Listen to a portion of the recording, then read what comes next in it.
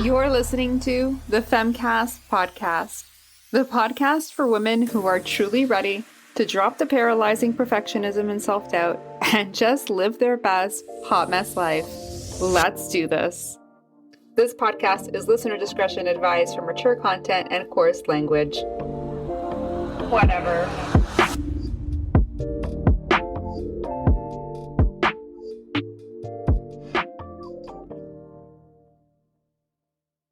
Hey you guys, what is up? And welcome back to the Femme Cast. I am so excited and grateful that you're here. And I am so excited to share with you the topic of this week's episode. I wanted to talk to you about my almost never-ending cycle of a hot mess, toxic relationships, and how I would repeatedly date pretty much any douchebag I would cross paths with for the longest time. Nice guys, meh, not so much, not for me. Put a douchebag in my path, and I would be head over heels in love and gasping for breath within minutes of coming into eye contact with him. In fact, the douchier they were, the more I would end up falling in love with them until I was literally scraping the bottom of the barrel, shamelessly. That is until I finally took a very long and much needed relationship hiatus, which you're going to hear me refer to constantly as my douchebag detox era. This was pivotal for me in terms of healing, in terms of my personal growth, in terms of my transformation, and in terms of really learning to radically love and accept myself, which was really the key to attracting more loving and healthy relationships, which I am going to be talking about so much in the coming episodes. But before we get into that, let me just preface all that by talking about who I was before, okay? So, I mean, in a nutshell, from the outside looking in, you know, people often thought I was so abundantly confident. But honestly, I was anything but. I was extremely insecure about myself and who I was and what I looked like.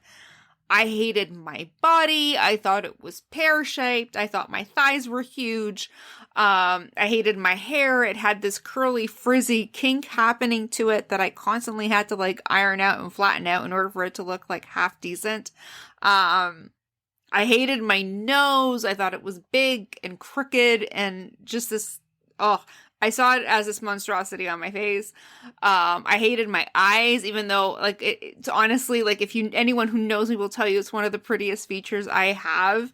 But for me, all I saw was the dark circles under my eyes. I kind of had the Tula Portocalis syndrome in Big Fat Greek Wedding with the dark circles under her eyes. And I was always so self-conscious about my dark circles, right? I didn't look like any of much like Tula Portocalis said, I didn't look any other girls in school at all. My background is Greek, so I have a very Greek sort of characteristics to my face. And I just felt so awkward in every way. Like I just didn't look like any of the other girls in school. I had these like crazy enlarged pores and acne breakouts when I was like in my teens, like just awkwardness, like just sheer awkwardness is the best way to really describe it. And I felt like that for the longest time. And that feeling, even though, you know, my look evolved and my who I was as a human being evolved so much over time, I still felt awkward. Like that feeling just kind of stayed with me, you know, it never really went away. It was kind of there and I kind of learned to live with it. And sorry, I'm getting notifications as we're doing this, so I'm trying to shut them off. And so, you know, it didn't matter what changed in my external world, whether it was the way I looked, what I did, my skills, my abilities, my knowledge, my who I was as a person, right? None of that mattered. The awkwardness stayed. And so I was really insecure about what I looked like constantly. I would compare myself constantly to everyone else around me. And this was kind of like my temperature check to kind of, you know, measure how likable, like my likability, is how I measured up against everyone else.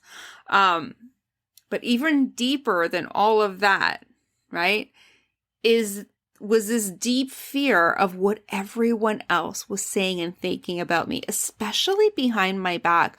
I was terrified of people talking bad about me, thinking badly of me, being upset with me, gossiping about me, saying one thing to my face and then, saying something totally different behind my back.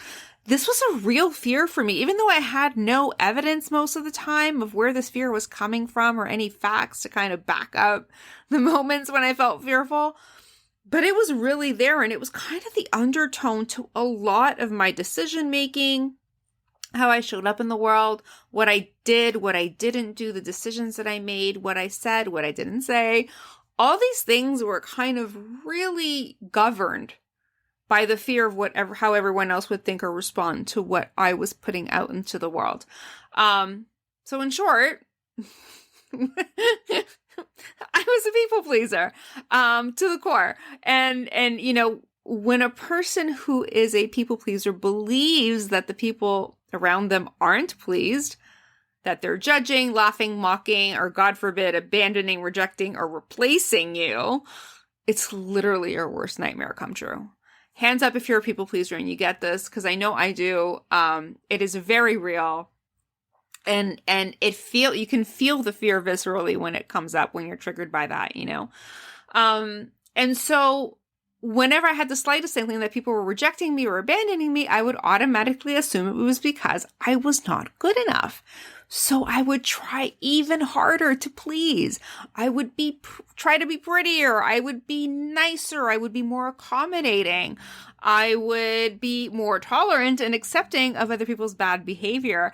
I even to go as far as to justify it and to almost cater to it, I would be whoever they wanted me to be and say whatever it was that they wanted me to say in order for them to love and stay with me. Without not ever once questioning, is this person even good enough for me? Like, do I even want this person in my life? Is this somebody that I want to have a relationship with? And we're talking about personal relationships right now, right? But this can apply to any kind of relationship, obviously. That question never even occurred to me. I was always so busy and so focused and so worried as to whether or not they would think I was good enough for them. And I would do everything and anything in my power to make sure that I tried to convince them or tried to make them believe that I was good enough. And I thought, when push came to shove and something went down and I suddenly, either the relationship ended or they ghosted or they started seeing someone else or whatever the story was, I immediately defaulted to, what did I do wrong? And, I thought if I could just change or fix the things that were wrong with me, quote, use air quotes, that they would love me and all my problems would just go away.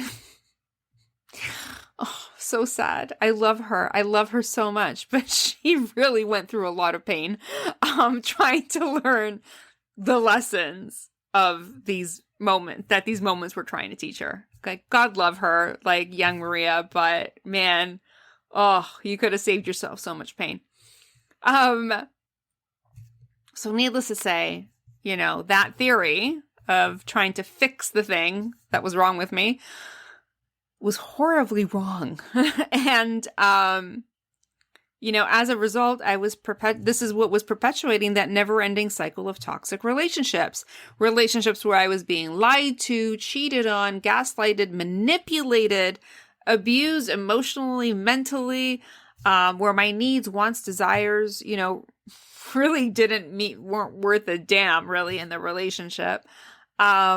Relationships where I was constantly being put down and treated like I was less than, where I was being treated like an option, a friends with benefits, someone to pass the time with until they found the woman that they actually wanted to be with, where I was literally being given breadcrumbs, like the slightest inkling of love and affection, just enough to keep me coming back again and again and again, you know, and where I was giving way more than I was ever receiving in return. And it was so painful. It was such a painful process. And it was so funny because as I went through this pattern of, you know, being cheated on, where my needs weren't met, where I was constantly giving more than I was receiving, where I was, you know, being treated as the friends with benefits or whatever that was going on, you know, in those relationships, every time it would fall apart, I would resort more to being nicer, being kinder, being more tolerating, being more accepting, being, you know, brushing things under the rug that I knew were hurtful to me and saying nothing about it and pretending that I was happy about it just so I could be the girl that they wanted to be with. And the whole cycle became more and more painful as each year and each relationship passed. Like each one was worse than the last, to the point where, you know, I can't even really put my finger on it. Actually, I think I can. It was, I can still remember it. I was in the car on my way to my parents' house and I had just broken up. I wouldn't even call it a breakup. We just had a massive fallout, where I was just treated horribly. And in that moment, I didn't even stand up for myself. The only thing I could muster the strength to do at that moment was to just walk away. So I walked away and I got in the car and I was on my way to my parents' house. And I just let out this scream of rage. I was so angry. Years and years, like decades worth of being stepped on and walked all over just came out of me in that moment. And I just roared in the car, and thank God no one was around and no one could hear me. But I let all that anger, all that frustration, all that hurt, all that pain out of me in that moment. And I remember saying to myself that, you know, I realized that in order, I just wasn't available for this shit anymore. Like that's it. I was done. That was the straw that broke the camel's back. I was not having this anymore. I knew something needed to change. I knew something needed to give. And somewhere in that ride home, something dawned on me. Some sort of angel came down from heaven and spoke to me in my intuition and said, you know, in order to receive more, you have to decide that you're no longer available for everything that you've been settling to up until this point. You know, and I was settling so much in these relationships. And not only was I settling, but I was settling and I was trying to please the people I was settling with. Because I was so terrified of losing them, because somewhere in the back of my mind, I didn't actually believe I could do better. I had to believe that I could do better. I had to believe that I was worthy of receiving it, receiving better. Receiving what it was that I wanted to receive and what my heart was longing for. And I knew I needed to shift that. And that's where I guess, you know, that's where the breakdown was happening. In that moment, I guess I finally realized that, you know, I could keep dating one guy to the next, and they'll just keep getting worse. And then the last guy, you know, until I fix this thing that's going on inside of me, this audio that's playing over and over again that says, I don't deserve better than this. You know, and I have to keep trying and fixing and correcting and modifying myself to appease these douchebags that I keep going out with, because God forbid I lose another one and I can't pick up the pieces because I'm so broken, right? And it's so funny. The worse the relationship, I gotta tell you, the worse the relationship, the more painful it was in the end. And I think it was because, God, if I can't make a douchebag like that love me, then I must really suck, you know? I mean, honest to God, like it was just such a learning experience. And, you know, to this day, like I listen to Ariana Grande. I think it's her song. I'm pretty sure it's her song. God help me if I'm wrong. Thank You Next. And it's just like, honest to God, like, thank you for all the douchebags. So, you know, this whole thing isn't to like, you know, throw shade or to, you know, put these guys down. It's really to just acknowledge, you know, what these guys were really trying to do for me. And what they were trying to do for me is actually show me all the ways that I was self-rejecting and self-abandoning. and not treating myself as someone who was worthy of receiving more, who was worthy of holding out for more and expecting more and actually receiving it, right? And so they played a really important part in my story. As much as I hated when I was going through it, right? And that's the beauty of these things. Oftentimes we don't see it when we're in it, but when we come out the other side, we're like, okay, I see. Salmon skin roll. I get it now. Like, okay, this is what this whole thing was trying to teach me. But in the moment, obviously, it's shit. So if you're there, my heart goes out to you. I love you, but ask yourself, what is this moment trying to teach you, right? And if you're in this pattern, what's repeating itself over and over again, and what is it trying to show you and teach you?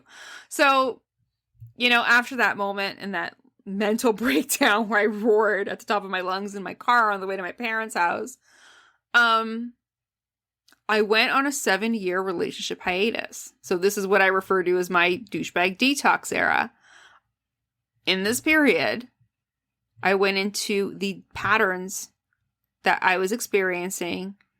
I went into all the fears. I went into all the pain that I was so desperately trying to avoid. And I'm telling you, I went in deep. Like, I looked at the shit that was really uncomfortable to look at. I felt the stuff that was really uncomfortable to feel. And oftentimes we're running to these relationships and we're trying to fix them and we're trying to like appease them and make sure that they don't abandon us. There is something in ourselves that we are abandoning.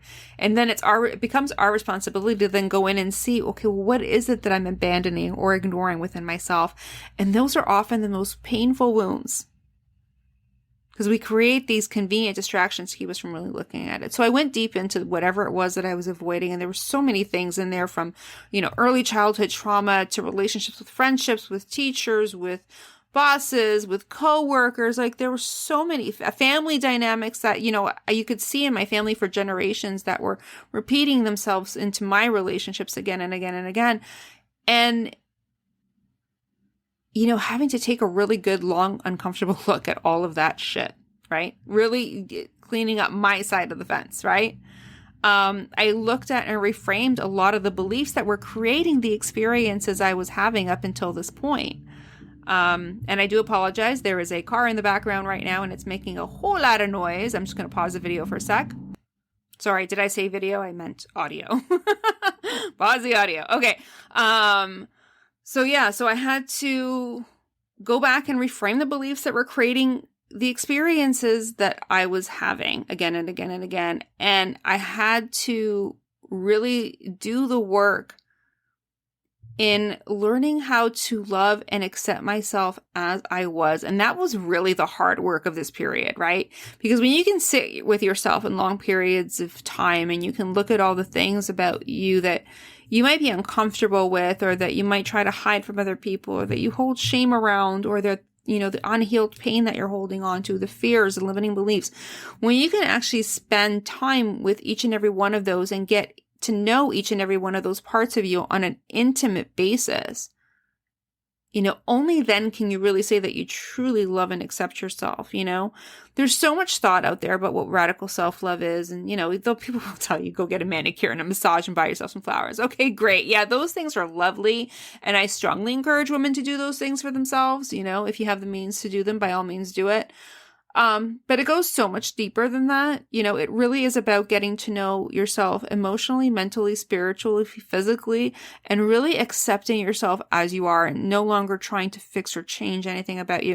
Now, that's not to say that we don't have our own growth and healing to do. Of course we do. Of course we have things we need to heal. This whole 7-year period for me was about healing and transformation. But in order to experience that healing and transformation, I first had to accept what was. Right? And that's the real important thing. You can't be waiting for this alternate version of yourself to show up before you feel happy with yourself. You really have to learn to love yourself as you are, even if it is a hot fucking mess. And trust me when I tell you, I was a hot fucking mess in year 1 of this relationship hiatus, okay?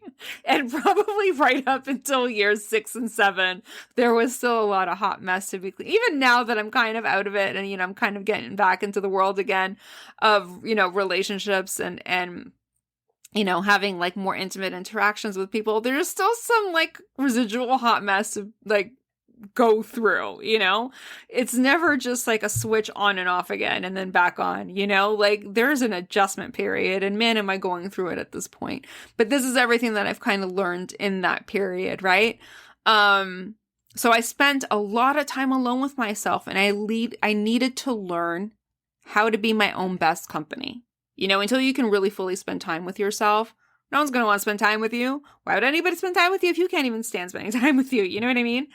I had to really get to know myself inside out, the feelings, the likes, the dislikes, the wants, the needs, the desires, the fears, beyond what the people pleasing told me I should want or desire or fear or like or dislike. And this is one of the things that being a people pleaser can really mess you up with, is it really plays with the directional arrow of your life, because you get so accustomed to making decisions according to what will please everyone else. You forget who you are in the equation and what you want and desire and like and don't like, so it becomes a real period of discovery, trying to learn all these things about yourself. I got to to see the value that I bring in relationships, and, what are those sides of my personality that anyone would be blessed by having in their life, and I also got to see, love, and accept all the parts of my personality that were not so great that I bring to the table, and learn to be mindful and work with those in a very healthy way. And so with, the reason why I say all of this, okay, is because for the next 5 episodes after this one, I'm going to be going through a mini-series called the Douchebag Diaries. This is a hardcore peek into my douchebag era and my journey back to radical self-love. The series is devoted to sharing the stories of my top 5 douchebags that I had the privilege of dating and learning a hot mess, steaming pile of lessons from in my hot mess romantic lifetime. All the names, dates, locations have been changed to protect the not so innocent. And each of these said douchebags has helped me to make a life-changing mindset shift. And more importantly, each one of them has taught me a very, very powerful lesson about radical self-love. So stay tuned for douchebag number 5 coming tomorrow. The one about the guy who would always trash talk, put down, and bully women. It is all happening here on the Femme Cast. If you've dated a douchebag, I want to know about it. If you've got a question that you want me to answer, or if there's anything else that you're struggling with, curious about, or just dying to know, please email me at maria@thefemcoach.com. Who knows? You just might inspire the next episode of the Femme Cast. And if you love this episode and this series, please leave a rating and review on Apple Podcast or Spotify or wherever you're seeing this. Until next time, massive love.